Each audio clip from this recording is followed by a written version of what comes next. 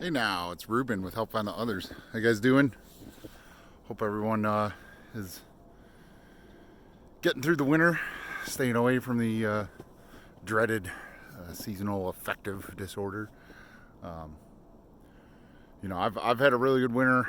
I'm really busy, working on a lot of things. Um, I've gotten a lot of fresh air, which I think helps counteract the cooped up feeling that winter normally brings, but especially being complicated with COVID and everything.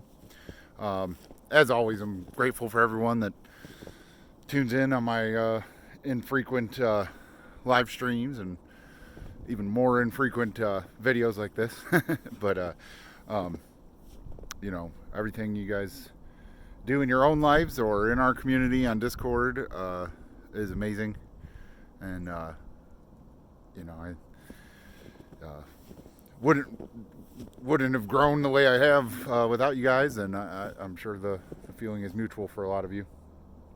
But I wanted to make a video to kind of discuss uh, a comment that came up a little bit, or a couple comments that came up maybe 2 or 3 live streams ago, and I tried to continue the conversation, but the person either dropped off the stream or whatever. I don't remember their username. I don't know if they're still watching or if I pissed them off. But if you are still watching, I'm not trying to, you know, go after one person. It's an attitude that I see frequently online. But the person was putting out all these statistics for global warming, and no solutions. The only solution they said was to unionize against the corporations and get them to stop polluting. And my response to that, which I think pissed them off, and then they stopped commenting, was what are you doing about it? And what I mean by that is yeah, global warming, climate change, are the environment getting less hospitable for human life or sustainable for our population levels, or however you want to look at it. It is a real concern that the human race should have on this planet. Um, However, much like other problems that are bigger than us, all we can do is what we can do, is what we can affect our sphere of influence. And if you get too caught up in statistics of um, uh, carbon emissions and carbon footprints and ocean level rise and all of these things, you can tend to get caught in a negative feedback loop and just get more and more frustrated. And what do? In this day and age, when we're frustrated, we take the social media and take it out on the people that are responsible. And not only does this not serve the individual that's doing that, it doesn't help the situation either. It's much like if you look at like the way politics is dealing with environmental issues and climate change and stuff like that, is we spend a lot of time continuing the divide and conquer narrative of not really doing anything and just blaming the other side, the other party, the other people, the other politicians, and arguing about whose fault it is. Is climate change a natural cycle, or is it the fossil fuel industry's fault, or whatever?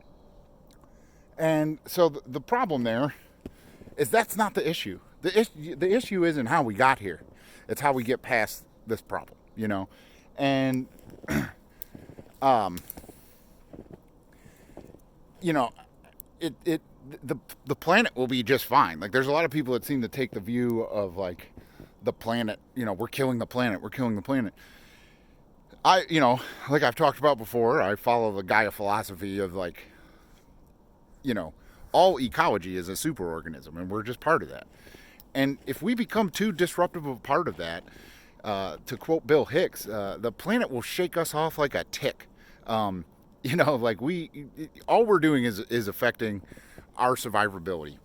The planet will be just fine. Look what happened in the early days of the pandemic when everything was shut down, at least in the United States, especially in LA.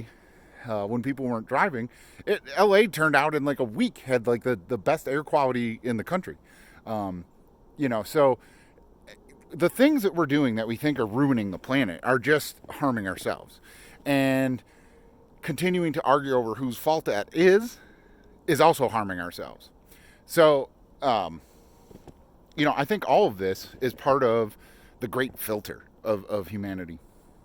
Well, not just humanity, life in the universe. Part of the Fermi paradox about how much life is in the universe is that, and why there isn't like a, Star Wars type thing going on with planets and all this intergalactic trade and spaceships flying all around, is because that there's a great filter that civilizations need to get over in order to colonize, to be able to leave the planet and colonize the rest of the galaxy or universe or whatever. And I think environmentalism is just a component of overcoming that great filter. And what I mean by that is that we can get so caught up in just the little things that are in front of us and not think on the larger scale, on the evolutionary scale of our species, and not think that we have to leave the planet. If you look, a lot of space exploration, took off in like the 60s, and like we had governments like working together and all these things, and it was a big part of culture in the 60s was going to the moon or going to other planets and stuff like that. And it was almost like we did it, and they were like, okay, that's cool, let's go back to what we were doing, and like just went back and got distracted and didn't continue on that path. And I think where environmentalism comes into play with that is that it will create a new need to continue our exploration. I think, like you're seeing now, that isn't going to be done through government, because government is really just interested in control and keeping their jobs and stuff like that. You're seeing, with SpaceX and Virgin Galactic and stuff like that. And you see in a lot of space movies and stuff like that. Like, private industry is going to be what takes us to the next planet. The first colony on another planet, on Mars or whatever, is going to be, have some corporation's name on it. It's not going to be NASA or Russia or something like that. It's going to be because of private industry. So maybe they're doing that because of plundering the rest of the galaxy for valuable minerals and stuff like that. But I think that what will happen is we will feel the pressure on mankind to go out, explore, or die on our planet, and that's the great filter. If we don't pass through that, we kill ourselves off, and the process starts again. Honestly, like it will just start again from whatever's left, and evolution just keeps going. And who knows how many times have we done that before? Do we know that dinosaurs weren't smart enough to be like us, and they just never got off the planet, or whatever? I mean, like, that's the crazy thing about how old this planet is maybe we've been to this point before, and we keep fucking it up and arguing about whose fault it is, and don't fix the problem. And so that, So big picture, that's how I think environmentalism wise. Like, it's it's not so much to save the planet. It's to keep our species going towards the transcendental object at the end of time. But the question I posed to that person that they never answered is what are you doing about it? You know, because to say we need to protest corporations, okay, they don't care. Like the government doesn't care that you protest government policies. Much like the corporations don't care if you protest their policies, because guess what? You're still going to be buying the shit they're selling, and they don't care if you're happy about it or not, as long as you're buying. The best way to get at corporations is to hit them where it hurts. Don't buy as much shit. Um, you know, make your own stuff, trade stuff. Whatever. Like just be less of a corporate consumer kind of person, and live more simply, buy less stuff. Um, be more of a producer than a consumer. Um, and just want less materialism out of life. That'll hurt a corporation much more than protesting, or eco-terrorism or any of these other things that people try. The other thing, and I understand where this one person and other people I see online are coming from, where I used to be a,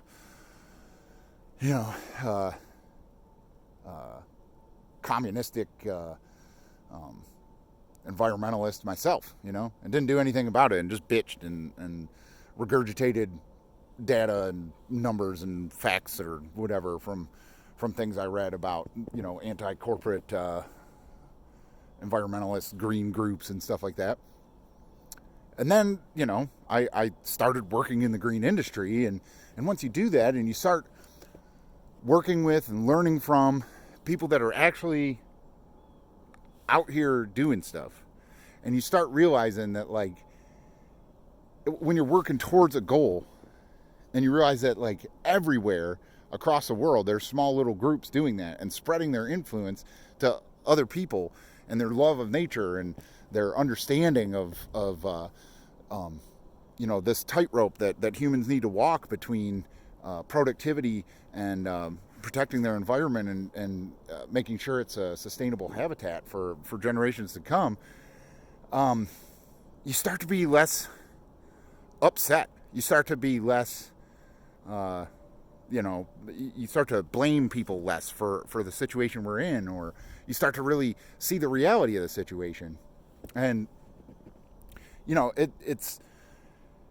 it's cool to read stuff and see data about how, our carbon footprint impacts the world and stuff like that.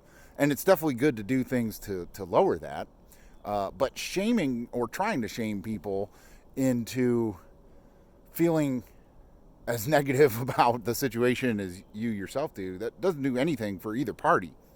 And for all the data there is about, climate change affecting deforestation and stuff like that, a lot of that is these very complex systems that it's like trying to steer a battleship. When, I'm out here in the woods right now. This is a beautiful patch of woods. I'm really enjoying being we got a really good snow last night and everything.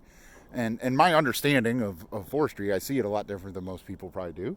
And like this stuff right here, honeysuckle, this does more damage for forestation, at least in the Midwest in the United States, than any corporation has ever done. And nobody does anything about this. There's very small groups of us that actually, volunteer our time to do community outreach and teach people about invasive plants, and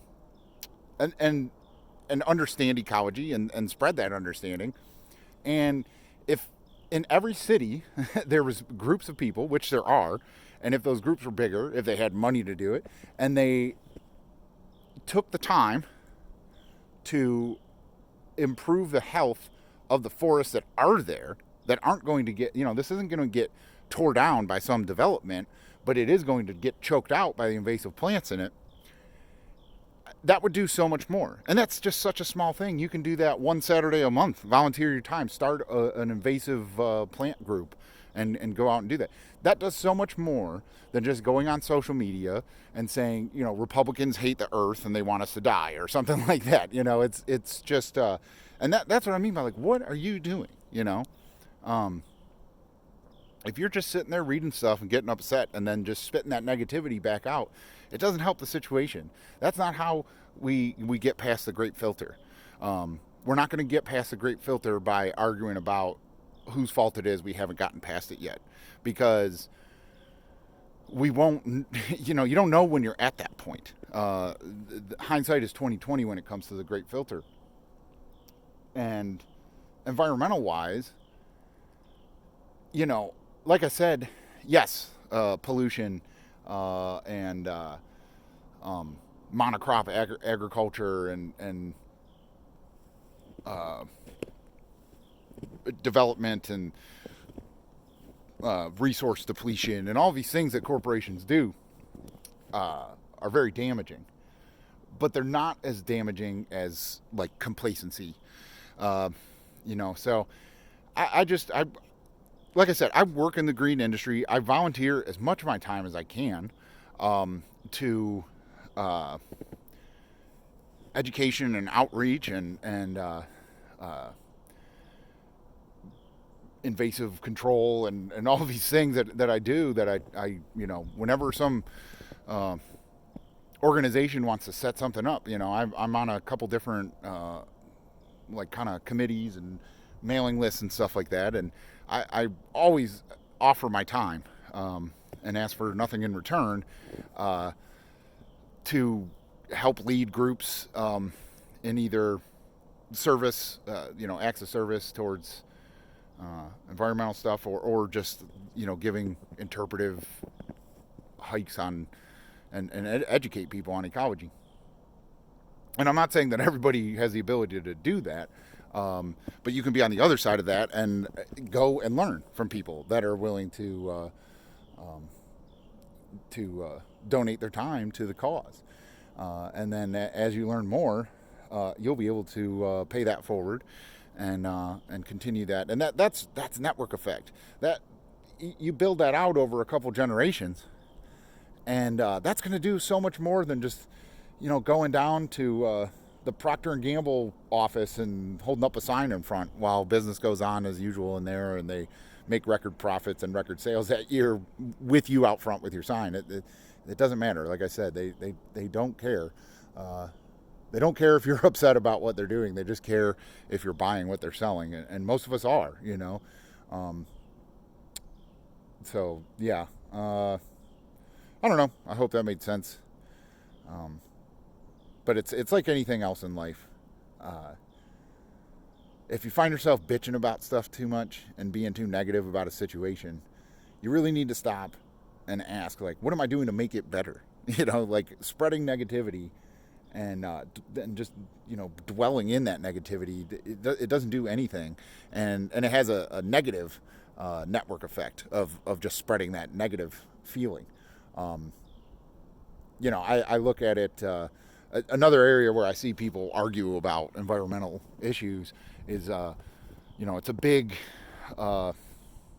talking point for Bitcoin haters, and they say, Bitcoin is boiling the oceans and stuff like that. But they don't look that, Netflix uses more energy in a day than the Bitcoin network does, and all these people that are complaining about that, they learned about that, watching something on Netflix, and they watch 5 hours of Netflix a day. And COVID's made that even worse too. Nobody complains about Christmas tree or Christmas lights on people's houses. Like, how much electricity does that use? We complain about energy usage and fossil fuel pollution to create that energy, but we're ignoring the fact that human productivity requires energy, and the most efficient usage of that energy is the best way to limit our environmental costs. And Bitcoin, it's super efficient energy wise, because it takes excess energy and it turns it into value, into money, which then filters its way throughout the rest of the system in all sorts of different energy. And like people look past that. I do believe that Bitcoin will be a big incentive for cheaper, renewable, sustainable energy production as Bitcoin becomes more expensive and more expensive to mine as the halving goes down. And I find that people that finally understand that, much like all the other aspects of people that take the orange pill and are pro Bitcoin, they see something messed up in our institutions and our systems, and they want to make it better. They don't want to just complain and say there's nothing you can do and it's that guy's fault. And if that guy just understood what he did wrong, then we'd be okay. Like, that's not the way it works. You need to make a new system. And environmentalism just plays into that. And the systems that are holding us back will drive us into the ground instead of through the great filter. And it's on us to use our productivity and ingenuity to get through the great filter. And I'm an optimist. I believe we'll do it. And that's why you don't see me complaining too much about things. Maybe I try to point it out, but I always try to, instead of just being skeptical or critical, I try to provide solutions to the problems that I see, and more importantly, identify how I can be a part of that solution. So I hope that makes sense. You knew I had to cram Bitcoin into that discussion somehow, right? Yeah, I hope everyone's doing well. Get outside if you can.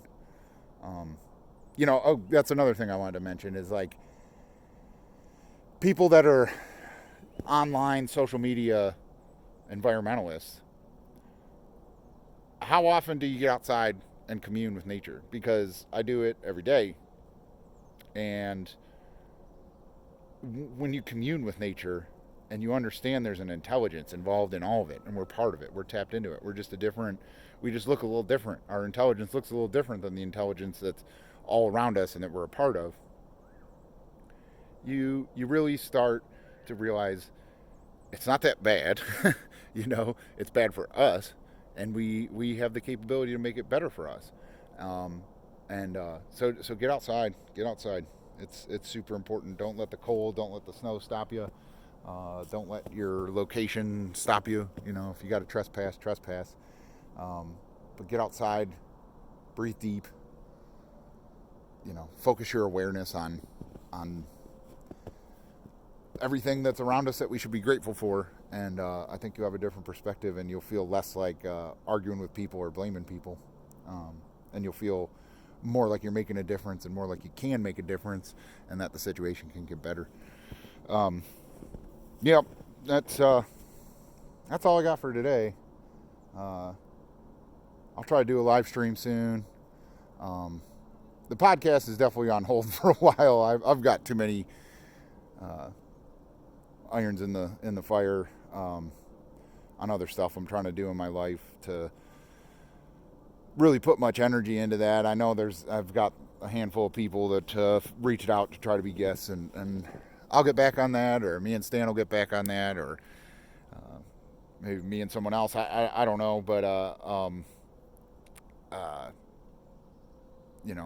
hang tight, stick around on the Discord, and definitely click the bell so that you get a notification on the random occasions that I